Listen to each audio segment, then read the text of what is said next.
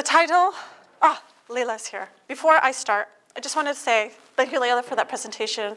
Really good. I hope you guys have a better sense of what the context of Islamophobia is, especially on campus. And the report that Layla is working on, that is actually done and going to be launched in a week or so, is a really important report, and make sure you look out for it, and make sure you also get behind Layla, support her, show her your love. She's going to be encountering a lot of backlash for it. So inshallah, let's just be there for our researchers and our scholars who are doing this work in a very dangerous moment, inshallah. So the title of my presentation is The Future of the Tawhid Subject. And the Tawhid subject is another word for referring to this God-centered subject. And I referenced it in my earlier presentation. It's a subject whose objective is to submit to the will of God and who lives a life of purpose, and a purpose that is aligned with this kind of divine purpose. Now, the argument that I want to make is that the Tawhid subject, this God-centered subject, who takes Islam as his or her, metaphysics for understanding what exists in this world, how do we know what exists, and then what is the value system that flows from this belief. This subject is in peril, okay?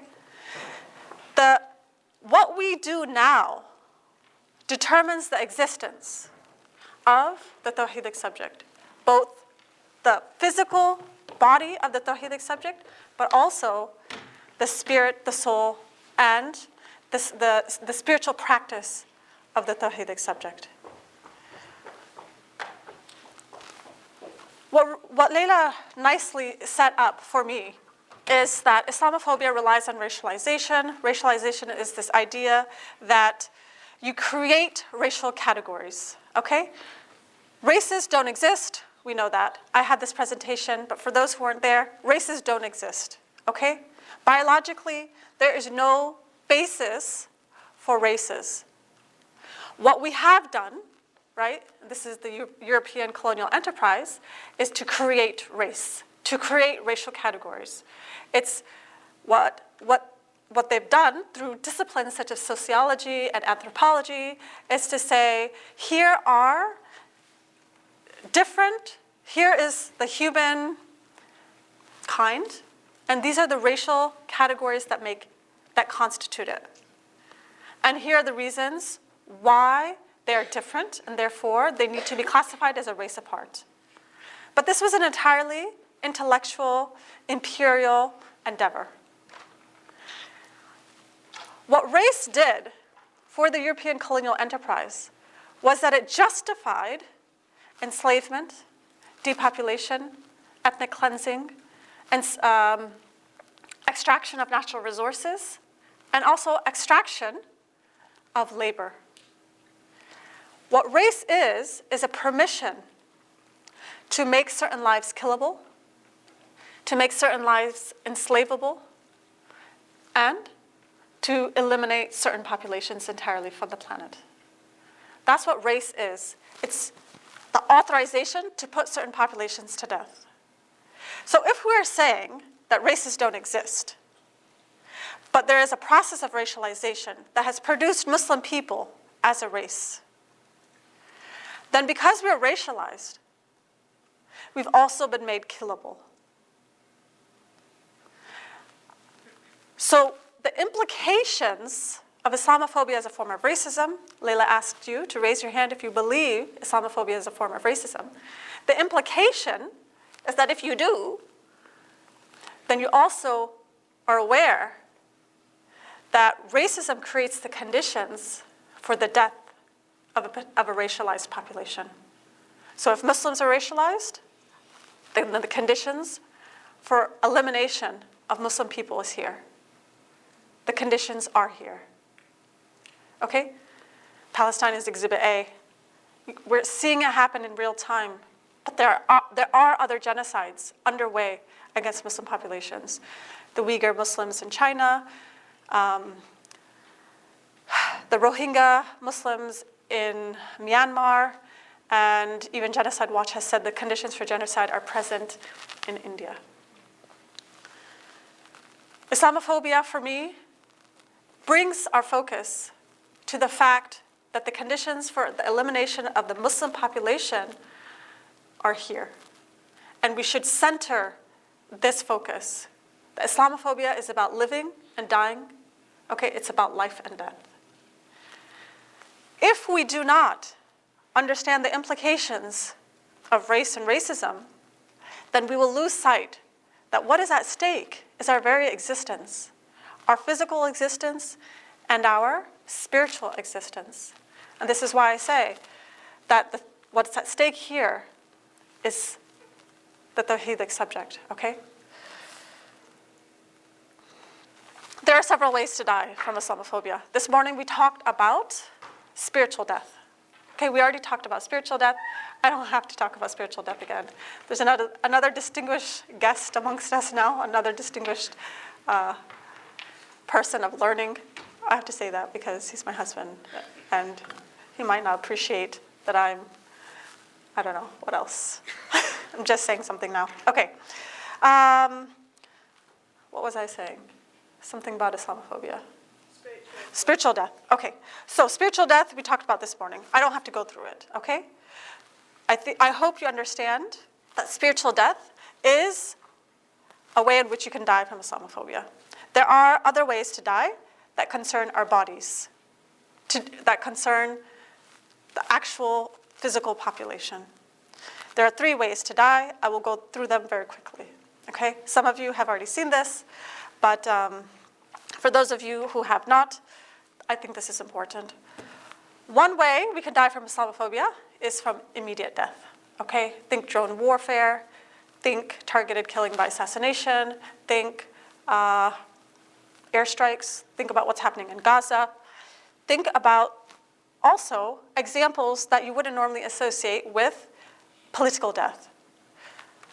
The picture I have here is a picture of an unworthy sea vessel that's loaded with asylum seekers and refugees who are trying to cross the Mediterranean. Why are they trying to cross the Mediterranean? Because Europe has fortified itself and it has not opened legal pathways for refugees to enter Europe and seek asylum, even though they're signatories to international laws that require these pathways to be opened.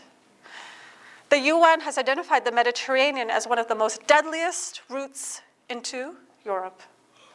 We have refugees who are constantly trying to cross it. What happened when this refugee crossing by the Mediterranean Sea took off around 2015? It was always a route, but there was a resurgence in using that route to come into Europe. The EU response was initially to conduct search and rescue operations. After a while, it stopped them because it realized it was, quote unquote, encouraging, quote unquote, illegal immigration. Of course, it's not illegal immigration, it's legally legitimate refugee seeking or asylum seeking. What did the EU do? Its response, so then its lack of response to the refugees crossing the Mediterranean was led to NGOs setting up search and rescue operations. Okay, NGOs would go out, they would look for these vessels, and they would bring the refugees safely to the shores of Europe. You can see documentaries all the time. There's one made by Médecins Sans Frontières. It's really good. I watched it with my own kids, and they learned about this in real time. Search and rescue operations. So the EU response has been to take away the vessels of these search and rescue operations, fine and penalize these NGOs on the grounds of facilitating illegal immigration, to even hire security forces to fire on refugee vessels heading towards Europe. In other words, the EU response has been to say, let's just leave refugees at sea to die. It is better for us and better for Europe if these refugees, whom we are going to racialize as Muslim, die. So this is how Islamophobia enables the death of a population, right? Enables the abandonment of refugees at sea. So immediate death is one way in which you can die from Islamophobia. Because what is the difference? What is the difference between political death and accidentally drowning when you have a legal international system where these kind of deaths are avertible? You don't accidentally die political deaths when you have these legal treaties and conventions that try to protect populations from premature death. But the fact that these refugees are dying is not normal, okay? It's political death. And this is one way, again, how you could die from Islamophobia. Another way is slow death, and I think this is interesting because this is the conditions of our death here in the UK. What do we know about Muslim population here in the UK? We know that it is one of the most deprived populations, okay, in terms of education, housing, healthcare, health, employment, and so on and so forth. How do we interpret these metrics? What do we say when we see these statistics of Muslim deprivation? We could either say, oh, they're excluded and marginalized from society, or we could say, hold on a second. What happens actually if you have poor educational outcome? It leads to unemployment, underemployment. It also leads to housing or being housed in some of the most deprived local authority districts. It also means you have poor health outcomes. Ruth Gilmore Wilson would say, this is a population that is exposed to premature death. Slow death is one way in which you can die from Islamophobia. Another way you can die is through a dying that's not a dying, but a dying that hovers between life and death. It's a life that lives at a space of exception, where international humanitarian law has been suspended, and you live this life that's not really living. It doesn't count as living. Okay? The middle image here is an image of a book cover. It's called The Right to Maim. Jasper Poir, really good book. She writes that IDF policy in Gaza has been to deliberately maim the Palestinian population in the occupied territories. That means children or even adults, they're targeted in vital areas of their bodies such that those parts of their bodies require amputation. Okay? Those parts of their bodies cannot be recovered. What happens when you have a population that's entirely maimed? They cannot resist, right? So Islamophobia, therefore, becomes a technique for managing a population, but if that management of population involves maiming them, then it's a process of managing them through death itself, okay? It's a form of living death. It's not outright death. So we have to be a bit agile in the way we understand death here. Of course, the maiming that's taking place happens alongside the maiming of life-critical infrastructure, the destruction of sewage systems, hospitals, roads, food supplies, and so on and so forth. So there's a condition that is being subjected onto the Palestinian people that is a form of living death. Another image that is quite iconic here is the image on my right, and also your left. It's the image, who knows what this image is of? Who knows this image? This one right here.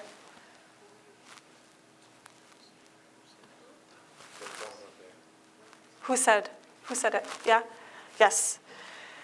It's an image of detainees, and I hate that term because they are our brothers, right? And you wouldn't refer to your own brother as a detainee. These are Muslim brothers who have been swept up by the security dragnet and detained without charge, okay, in a military detention center at Guantanamo Bay. They, of course, are treated in the most inhumane of ways. They are tortured. They're kept in solitary confinement. And their living conditions cannot be called the conditions of the human, okay? They're conditions that are subhuman. And this picture here is representative of not just Guantanamo Bay, but the entire carceral state, okay? And the carceral constellation that exists across the world where Muslim people are incarcerated. And in these sites of incarceration, they're not really living life fully. They're not flourishing. They're just waiting for trial, if they will ever get a trial. Some of them will be detained for life. On what crime? They don't even know. And oftentimes, for having committed no crime at all. Detention centers are also included in this image. Immigration detention centers, are also included in this image.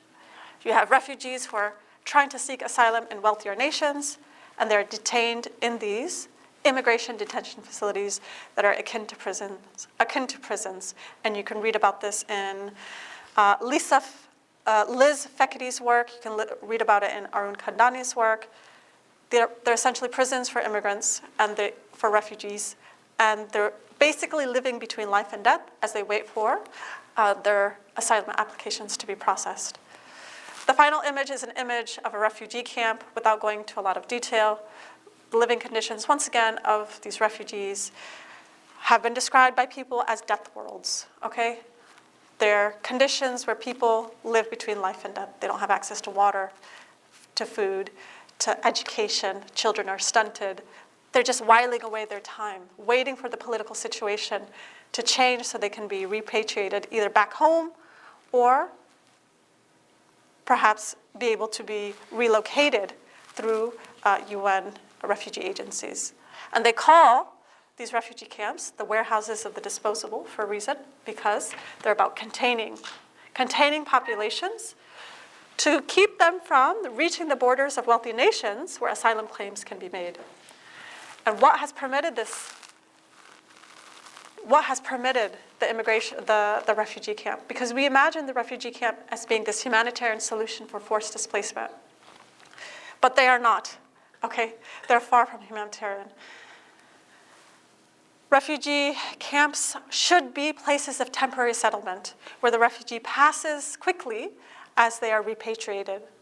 But for many refugees, it's a protracted situation. And some of them have been living there for up to 15 years.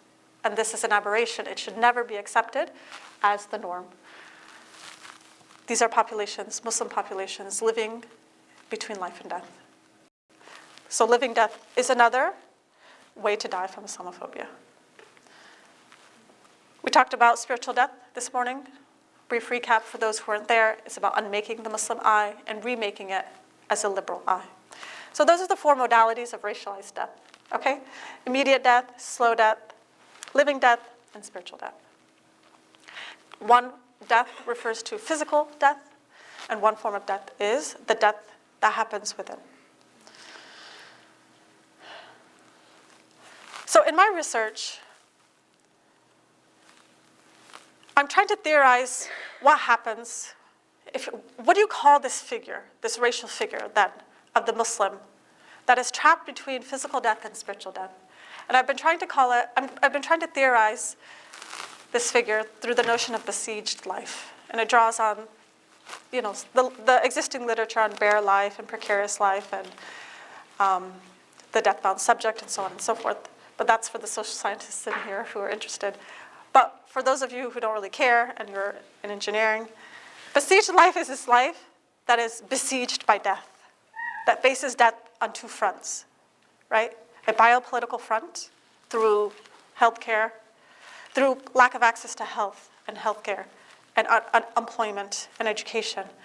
And then, on the other hand, faces death on a subjective front, the possibility of spiritual death. It's a subject that's surrounded by death. It's a subject that also faces this dilemma of escaping spiritual death through physical death, right? I'll give you an example. If you're confronted with a decision where wearing the hijab means you can't access education in the case of France. Or even here, we don't even have to go to France. My own research has shown that the kind of education you can attain while wearing the hijab is obviously not the same as the kind of education received by those who do wear hijab. We know girls drop out of preparatory stages, post-16 education, preparatory stages to university. We know that Muslim girls who wear hijab are tracked in the lowest educational sets, right? The lowest sets, because it's assumed that they will live a life of domesticity. So the kind of education you receive in this country is not the same if you wear a hijab. So you're confronted with this reality. Wearing the hijab, poor access, poor educational outcome, which can trigger this domino effect of underemployment, unemployment, housing, being forced to live in poor housing, poor access to health, so on and so forth. So you're confronted then, facing this context, you have to make a decision. Do you take your hijab off? Do you spiritually die in order to physically live? So the besieged life faces this dilemma where one form of death is escaped through the other form of death. Physical death is escaped through spiritual death. Or we keep our hijabs on and we choose not to die spiritually, but then we endure this kind of slow death. Do you see the dilemma? Besieged life only escapes death through death. This is complicated for engineers. I shouldn't say that to a room full of engineers. No, I mean, in all honesty, the humanities and social sciences, we tend to talk in riddles. So it's okay if you don't get our jokes. It's okay if you don't understand our theories either. But does that make sense? Besieged life is besieged by death, by two fronts, okay, of death. And one death is averted by willingly dying on one front. We are here. Besieged life is all of us here in this room. This is the crossroads at which we are at, okay, with Islamophobia. If we think that what's happening in Palestine is going to stay in Palestine, then we're not paying attention to history. Palestine is the crucible where the logics of Islamophobia, right, racial logics came out of Palestine and were then transported to the rest of the world. Some of the disciplinary tactics used in the war on terror, such as counterinsurgency knowledge, was developed in Palestine and then transported to the rest of the world.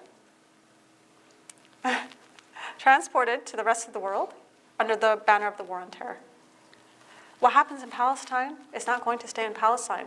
What's happening now in Palestine is this development of a necropolitical logic, which is that Muslim death is not death.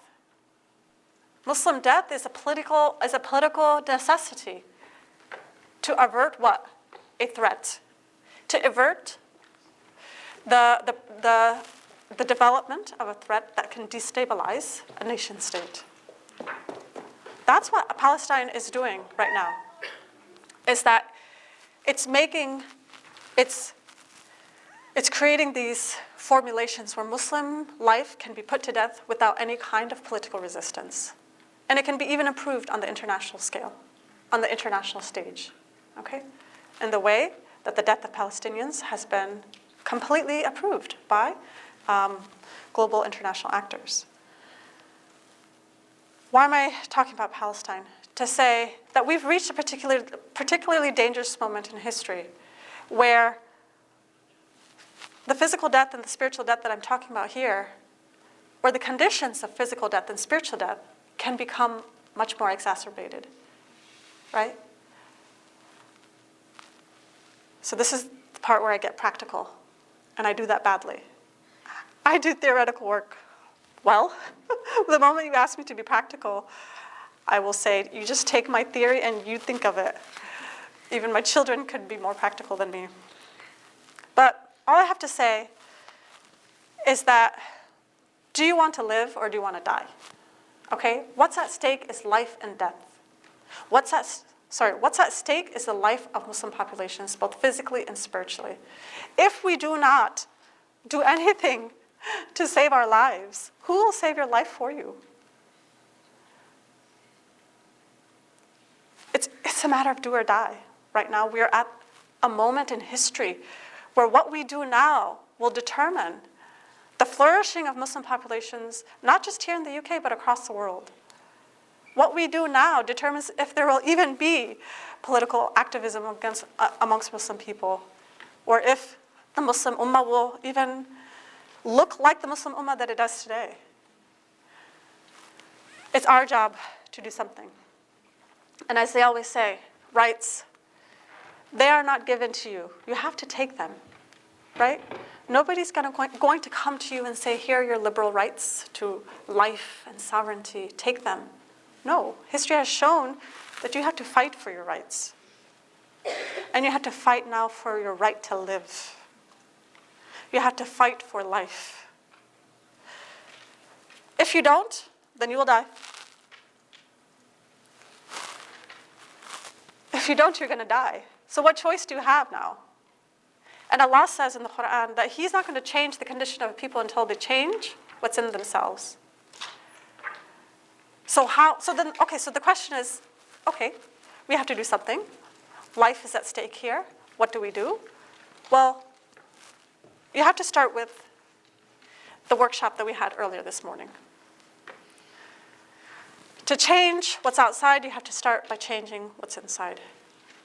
But then, you don't have to wait until you're a perfect Tawhid subject before you start mobilizing politically. Those two things come hand in hand. But the relationship between our political conditions exists, right? Or the political conditions exist in relationship with our spiritual condition. And I'm not saying this to say that we are to blame for Islamophobia. Because I don't agree with the argument that if terrorism didn't exist or honor killings didn't exist, that Islamophobia wouldn't exist. Even the Prophet ﷺ faced Islamophobia. Islamophobia is a feature of history, of prophetic history, right? It's a feature of what happens when truth comes to the world. So even if we were the perfect of human beings, we would still face Islamophobia. But still, why have we allowed ourselves to become killable? Can you imagine what's happening in Gaza right now? A population of 1 billion plus can't even defend itself. How did we reach this place? How did we allow ourselves to be bombed and droned and incarcerated and detained without charge and XYZ, you could fill it in, surveilled, and our children being taken away from families who are considered to be too radical to raise them as appropriate liberal subjects? How did we reach that place? The change, our political change comes with our spiritual change. And so this morning's workshop is really important, okay? It's not the one-size-fits-all blueprint for how we're going to go about doing it, but it does suggest ideas on how we can begin that process. So take it seriously and go home. Get out a notebook and say, these are my faults. This is how I'm going to correct them. These are my biggest bottlenecks. I'm going to start with my biggest bottleneck, and I'm going to tackle them one by one. And by the end of the month, I'm going to assess where I am in this process. I'm going to reevaluate my goals, and I'm going to readjust my goals if they were too lofty, or I'm going to set new ones. And you do this after every month, and you will see, after 1 month, all it takes is 1 month to break a habit and remake it. Okay, this is why Ramadan is a month. It just builds that momentum. Month after month, you're going to be a different person after 1 year, but you have to start that journey. You have to say, I'm going to start that journey. Because nobody is going to change you except you. And nobody's going to give you your rights and allow you to live except you. So start this project for the right to life itself. And I will leave it here because I think it's a good place to stop, inshallah. So thank you for listening.